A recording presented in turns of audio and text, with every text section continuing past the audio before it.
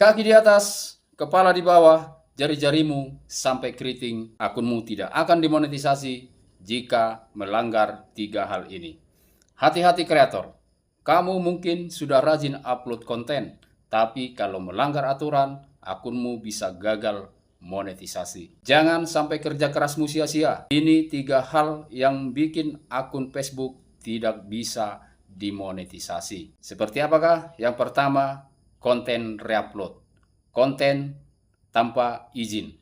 Jangan asal ambil video orang lain. Facebook menilai ini sebagai pelanggaran hak cipta. Monetisasi cuma berlaku buat konten orisinal yang kamu buat sendiri. Jikapun ada di luar sana yang kontennya bisa dimonetisasi, yang reupload, dia sudah lihai cara mengeditnya. Yang kedua, video dengan pelanggaran komunitas. Hindari konten yang mengandung ujaran kebencian, kekerasan, atau informasi palsu. Sekali melanggar, akunmu bisa dibatasi atau bahkan ditangguhkan. Nah, ini yang terpenting lagi. Yang ketiga, video dengan pengikut-pengikut palsu.